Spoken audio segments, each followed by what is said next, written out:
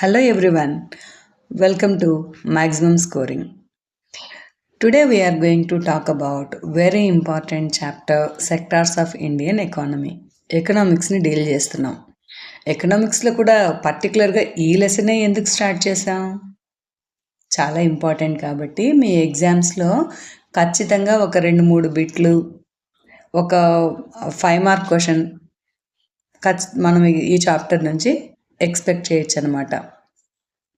8 marks అయితే గ్యారంటీగా ఈ చాప్టర్ నుంచి వస్తుంది. మొత్తం మన ఎకనామిక్స్ టెక్స్ట్ బుక్ వెయిటేజే 20 మార్క్స్ కదా. సో 6 to 8 మార్క్స్ మన ఈ చాప్టర్ నుంచి వస్తుంది. అందుకే ఫస్ట్ ఈ చాప్టర్ని సెలెక్ట్ చేసుకున్నా. ఇంకో విషయం, ఇది చూడడానికి లెందీగా ఉంటుందే కానీ చాప్టర్ అన్నీ ఈజీ టాపిక్సే. సో ఇంకెందుకు ఆలస్యం, let's start. So sectors of the Indian economy. అసలు ఈ సెక్టార్స్ అంటే ఏందో మనం తెలుసుకోవాలి. అంటే మన డే టు డే లైఫ్లో ఇక్కడ ఇమేజ్లో చూపించినట్టు రకరకాల పనులు చేస్తుంటాం, right? Agriculture, right, selling products, making different things. So ఏ వర్క్ అయితే మనం చేసి in return we're getting money, remuneration తీసుకుంటామో ఆ వర్క్స్ని ఎకనామిక్ యాక్టివిటీస్ అంటాం. వీటిల్లో కొంతమంది ప్రొడ్యూసింగ్ గూడ్స్, అగ్రికల్చర్, ఇండస్ట్రీస్, ఇవంతా they are producing the goods. And some they can provide services. ఏదైతే ఏంట్లే, ఈ ఎకనామిక్ యాక్టివిటీస్ అన్నిటినీ ఒక క్రైటీరియా యూజ్ చేసి కొన్ని గ్రూప్స్గా చేయడాన్నే సెక్టార్ అంటున్నాం. సో ఇక్కడ మనకు 1 మార్క్ క్వశ్చన్ ఉంది, define sectors. So what is the answer now? Grouping economic activities using some important criteria is called sector. Okay, మన ఇండియన్ ఎకానమీని అర్థం చేసుకోవాలంటే 3 సెక్టార్స్గా డివైడ్ చేసాం. ఇంపార్టెంట్ క్రైటీరియాస్ని బేస్ చేసుకొని ప్రైమరీ సెక్టార్ గాను, ఇంకా సెకండరీ సెక్టార్, టెరిషరీ సెక్టార్, ఇలా 3గా divide చేసాం. వీటికి what is the base for these 3 sectors అనేది ఒకసారి చూద్దాం. ఇక్కడ ఎగ్జాంపుల్స్ అనేవి ఇంపార్టెంట్. ఆడ్ వన్ అవుట్ లేదా మ్యాచ్ ద ఫాలోయింగ్, సింపుల్గా ఒక ఇమేజ్ ఇచ్చేసి దిస్ యాక్టివిటీ బిలాంగ్స్ టు, ఇలాగా చాలా ఈజీ బిట్ ఈ ఏరియా నుంచి మనకు అడగచ్చు. Okay, so the important criteria for the primary sector is using natural resources. అంటే మన నేచర్ పైన డిపెండ్ అవ్వడం, either mainly or it may not be entirely, పూర్తిగా కావచ్చు, కొంతవరకు కూడా కావచ్చు. మనం న్యాచురల్ రిసోర్సెస్ హెల్ప్ తోటి ఏదైతే ప్రొడక్షన్ యాక్టివిటీ జరుపుతున్నామో అదంతా ప్రైమరీ సర్వీసెస్ కిందకు వస్తుందన్నమాట. సో ఇక్కడ చూడండి ఒకసారి, అగ్రికల్చర్ కల్టివేషన్ అన్నప్పుడు మనకు ప్యాడీ, రైస్, కాటన్ ఇవంతా మనకు న్యాచురల్ రిసోర్సెసే. సో నేచర్ పైన డిపెండ్ అయింది. సో అగ్రికల్చర్ అనేది ప్రైమరీ యాక్టివిటీ. ఇంకా biological process of animals and availability of fodder, ఇదంతా కూడా ప్రైమరీ యాక్టివిటీనే. యానిమల్స్ కూడా నేచర్లో భాగమే కదా, అందువల్ల. సో ఇక్కడ డెఫినేషన్ చూడండి, when we produce a good bye exploiting natural resources, this activity is called primary sector. Okay, మన ఎకనామిక్స్లో ఉన్న ప్లస్ పాయింట్ ఏంటంటే ఏ టైప్ ఆఫ్ క్వశ్చన్ వస్తుంది అని మనం కంగారు పడాల్సిన అవసరమే లేదు. ప్రతిదీ క్వశ్చన్ మనకు బుక్లోనే ఉంటుంది. వై ప్రైమరీ అని ఎందుకు అంటున్నాం చూడండి, because that is the base for all other products, right? Since most of the natural products we get from agriculture, dairy, fishing, forestry, this అన్నిటికీ మెయిన్ బేస్ ఎర్త్ నుంచే వస్తుంది కదా.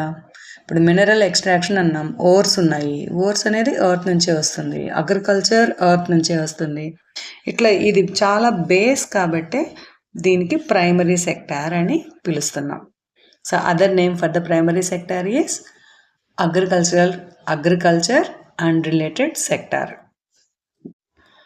So the second sector is secondary sector. ఇక్కడ ఏమవుతుంది, we're processing the natural products into manufactured goods. Something we're changing the natural products. అంటే primary సెక్టార్లో nature ఎక్కువ key role play చేస్తే, సెకండరీ సెక్టార్లోని ఎకనామిక్ యాక్టివిటీస్ అంతా హ్యూమన్ రోల్ ఎక్కువ play చేస్తుంది అనమాట. So the criteria for the secondary sector grouping economic activities into secondary sector is manufacturing.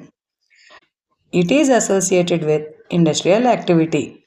As you can see the examples, these products are not produced by nature, that all to be made, right?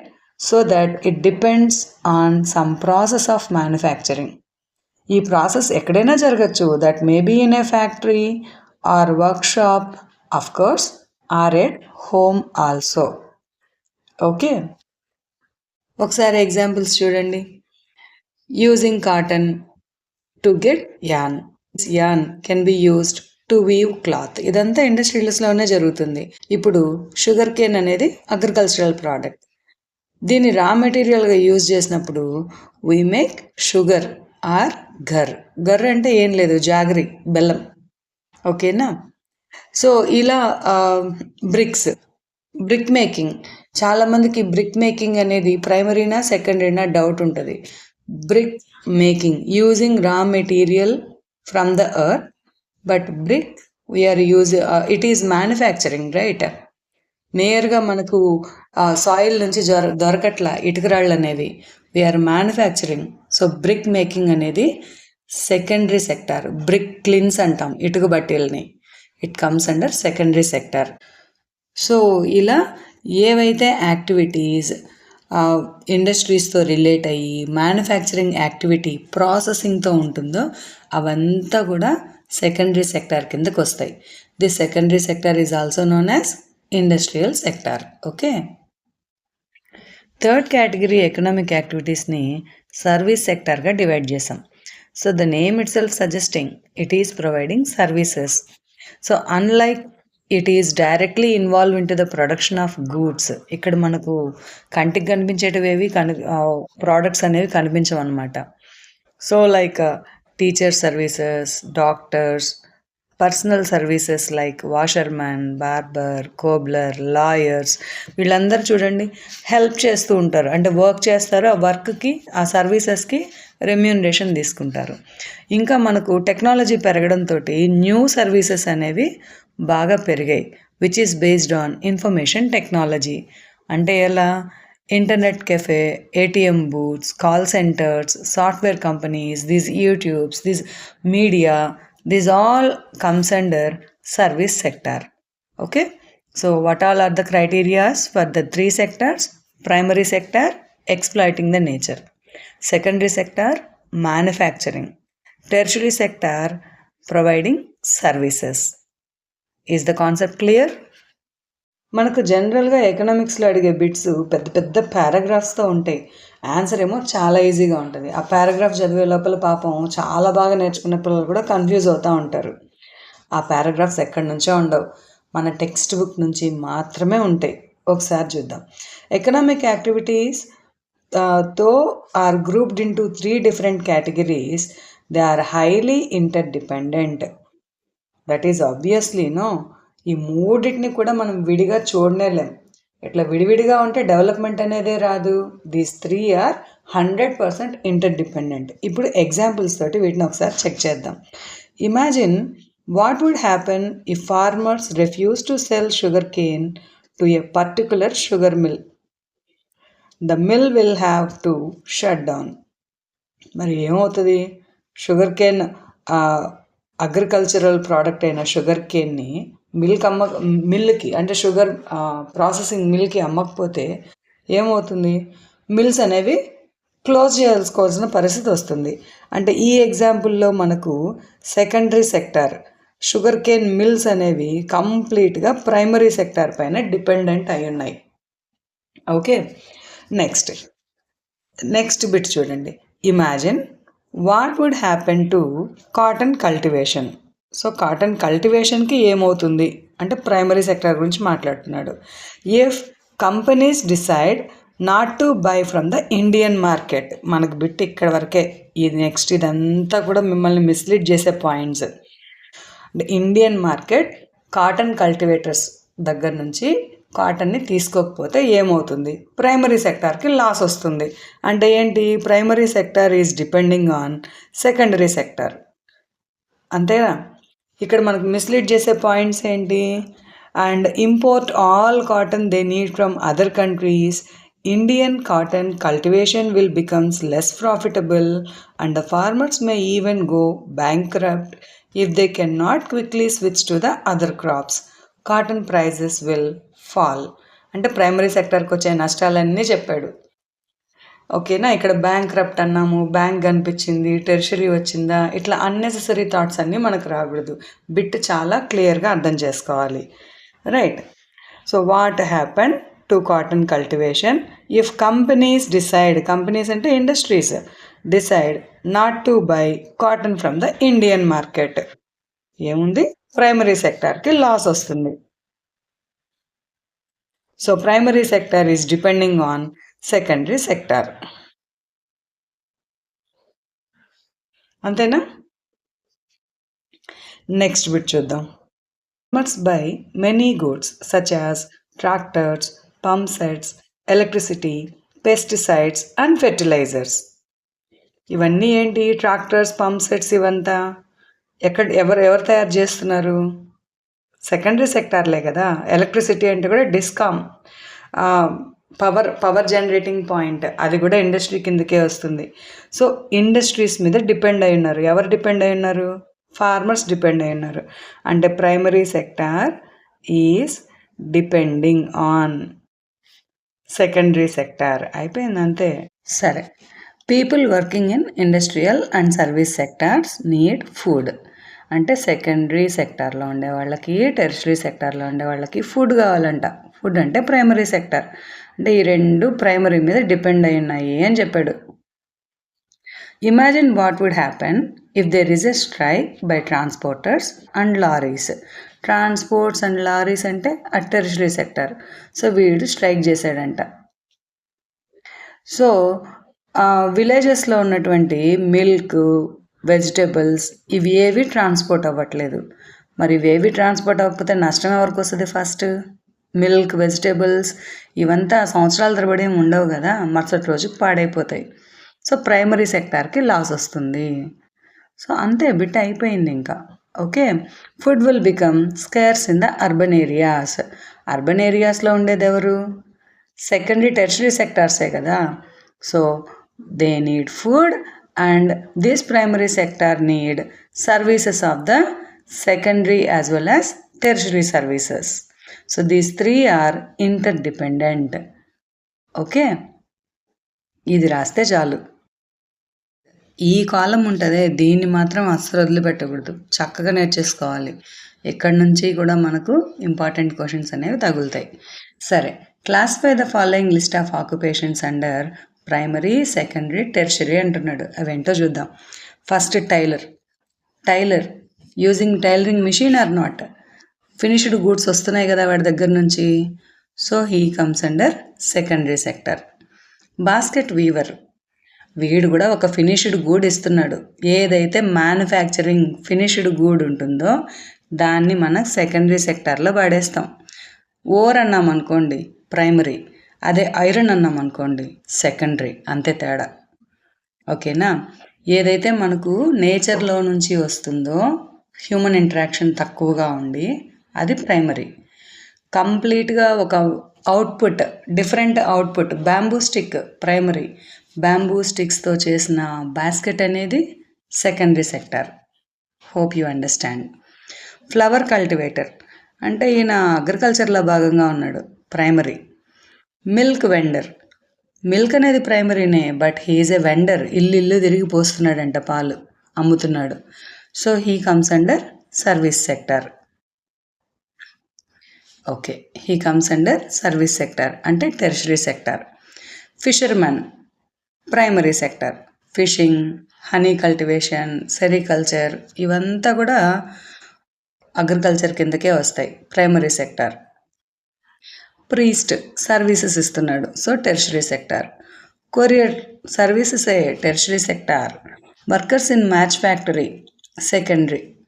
Money lender service sector అంటే tertiary sector.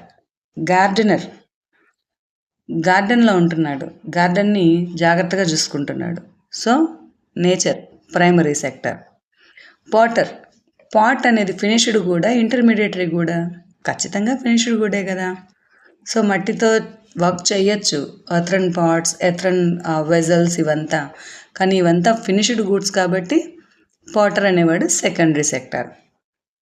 Beekeeper primary sector. Beekeeper అంటే honey కల్టివేషనే కదా, కాబట్టి primary.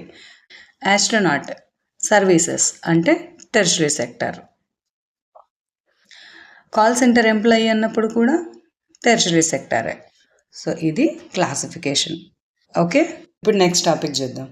Comparing the 3 sectors. ఈ 3 సెక్టార్స్ని compare చేయాలి అంటే ఈ 3 చాలా ఇంపార్టెంట్ కదా ఎకానమీకి. They are producing large number of goods, services, also a large number of people working in them, right? So కాకపోతే ఏంటంటే మనం క్లియర్గా అబ్జర్వ్ చేసినప్పుడు ఏదో ఒక సెక్టార్ డామినేట్ చేస్తూ ఉంటుంది. ఈ డామినేషన్ ఏంటి? ఎక్కువ ప్రాఫిట్ వస్తుంది, తక్కువ ప్రాఫిట్ వస్తుంది, ఈ కంపారిజన్స్ ఎందుకు అనేది మనం ఒకసారి చెక్ చేసుకోవాలి. దానికంటే ముందు మనం ఇంకొక ఇంపార్టెంట్ పని చేయాలి. How do we count the various goods and services and know the total production of each sector. సరే, ఒక్కొక్క సెక్టార్ నుంచి ఈ ప్రొడక్టివిటీ వాల్యూ ఎంత, దీన్ని ఎలా తెలుసుకోవాలి అంటే ఈ టాపిక్లోకి వెళ్ళే ముందు మనం ఫస్ట్ బేసిక్ థింగ్స్ అయితే నేర్చుకోవాలి. దీన్ని మీకు ఒక స్లైడ్ తోటి ఎక్స్ప్లెయిన్ చేస్తా, వెయిట్ చేయండి. ఇక్కడ మనం ముందుగా తెలుసుకోవాల్సింది concept of final good and intermediary good. A work మనం ఒక ప్రాసెస్ అనేది జరిగిన తర్వాత మనకు ఫినిష్డ్ గూడ్స్ వస్తాయి. ఈ ఫినిష్డ్ గూడ్స్నే మనం ఫైనల్ గూడ్స్ అంటున్నాం. ఇది ప్రతి సెక్టార్లో ఉంటుంది. Primary sector, secondary sector, tertiary sector, ఈ మూడిట్లో కూడా ఫైనల్ గూడ్స్ అని ఉంటాయి. అదేవిధంగా ఈ ఫైనల్ గూడ్సే కొన్ని స్టేజెస్లో మనకు ఇంటర్మీడియటరీ గూడ్స్గా మారిపోతాయి. అదేంటో చూడండి. All those goods which are used by the producer for producing other goods. అంటే ఇక్కడ మనకు కాటన్ ఉంది. కాటన్ అనేది కల్టివేషన్ నుంచి వచ్చిన కాటన్ ప్రైమరీ గుడ్. మనం డైరెక్ట్ రా కాటన్ కూడా యూజ్ చేస్తాం, ఫైనల్ గుడ్గా కూడా యూజ్ చేస్తాం. అదే కాటన్ని దారంగా మార్చాలి అంటే మనకు రా మెటీరియల్ ఏంటి? కాటనే. అప్పుడు అదేమైంది? ఇంటర్మీడియటరీ గుడ్ అయింది. యాన్ అనేది ఉంది.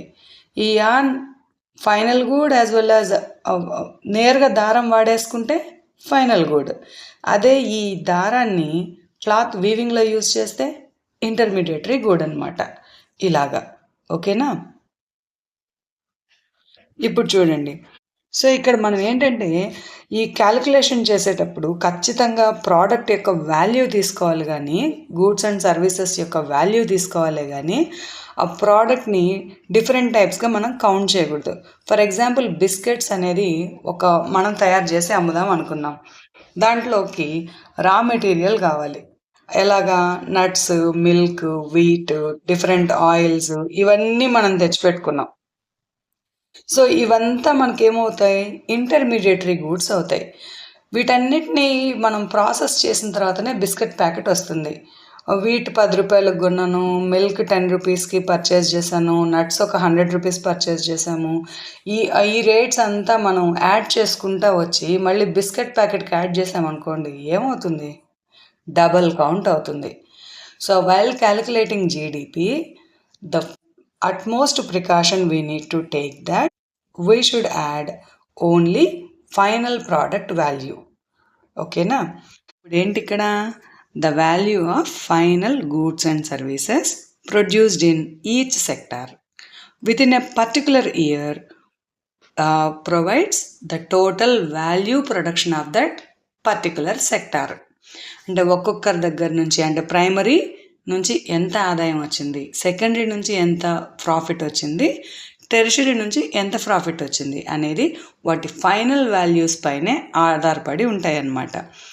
సో ఈ విధంగా ఈ ఫైనల్ ప్రోడక్ట్స్ వాల్యూని ఈ 3 సెక్టార్స్ నుంచి తీసుకున్నప్పుడు వాటిని వాటిని యాడ్ చేస్తే వచ్చేదే gross domestic product. So define GDP అంటే ఇది రాయాలి. The sum of production in the 3 sectors is called gross domestic product. It is the value of all final goods and services produced within a country during a particular year. Okay, ఖచ్చితంగా ఇదంతా రాయాలి. What is GDP, define GDP అన్నప్పుడు మీరు just gross domestic product రాస్తే మార్కులు రావు, గుర్తుంచుకోండి. It is a mammoth task. ఈ క్యాలిక్యులేటింగ్ జీడిపి అనేది ఏమన్నా సింపుల్ టాస్కా? మ్యామత్ అంటే హెవీ, చాలా బిగ్ టాస్క్ అనమాట. That to India, second largest populated country. This population is involving in many economic activities. ఈ జనాభా ఎంతమంది, వాళ్ళు ఏం పనులు చేస్తున్నారు, ఏం ఫైనల్ ప్రోడక్ట్స్, ఇట్లా లెక్క పెడితే అయ్యే పనేనా? సో ఈ టాస్క్నంతా కూడా చేసేది సెంట్రల్ గవర్నమెంట్ మినిస్ట్రీ. అంటే మనకు ఈచ్ సెక్టార్కి ఒక మినిస్ట్రీ ఉంది కదా. Agricultural ministry, irrigation ministry, industrial ministry, ఇట్లాగా ఈ మినిస్ట్రీస్ అందరి హెల్ప్ తోటి సెంట్రల్ గవర్నమెంట్ ఈ టాస్క్ని కంప్లీట్ చేస్తుంది. ఓకేనా? So who estimates GDP in India? Central government with the help of all government departments from Indian states and union territories అని రాయాలి. Clear? ఇప్పటి వరకు డిస్కస్ చేసిన ఈ టాపిక్ నుంచి ఈ క్వశ్చన్ చాలా ఇంపార్టెంట్ అనమాట. Discuss with your teacher how you could calculate the total value of good or service by using the method of value added at each stage. Value added అంటే మనం ఇక్కడ add చేయడమే కదా, 3 సెక్టార్స్ని add చేస్తున్నాం కాబట్టి దీన్ని వాల్యూ యాడెడ్ మెథడ్ అని అంటున్నాం. సో ఇక్కడ ఆన్సర్ ఏం చేయాలి? Calculate the total value of good or services using the value added method by first point summing up the value added at each stage of production or distribution. Next, deducting the value of intermediary goods or services to avoid the double counting. Last point, this method ensures that we account for the contributing made at each stage leading to the final value of the product or services and rayali. Okay na? Hope this video is clear. Continuation వీడియోలో historical changes in the sectors, ఇంకా service sector యొక్క importance, employment, production activities, underemployment, ఇట్లా ఈ topics అన్నీ కూడా suggestions, ఎట్లా మనకు under ఎంప్లాయ్మెంట్ని reduce చేయాలి, ఈ టాపిక్స్ అన్నీ నెక్స్ట్ వీడియోలో కవర్ చేద్దాం. ఈ లెసన్ వీడియోని కూడా నేను 3 పార్ట్స్గానే చేస్తా. ఓకేనా? సో మీ ఫ్రెండ్స్కి షేర్ చేయండి. నీట్గా నిదానంగా అర్థం చేసుకుంటూ టెక్స్ట్ బుక్ దగ్గర పెట్టుకొని చదివేసుకోవచ్చు. ఓకేనా? వీడియో ఏం లెంతీ కాదు, ఇబ్బంది ఏం లేదు, ఇదేం ల్యాగ్ కాదు, చాలా అవసరం అన్నట్టు. Okay friends, will meet you in the next video. Subscribe చేసుకోవడం మర్చిపోవద్దు, లైక్ చేయండి. నెక్స్ట్ ఏ లెసన్ వీడియో కావాలో కమెంట్ చేయండి. Thank you all.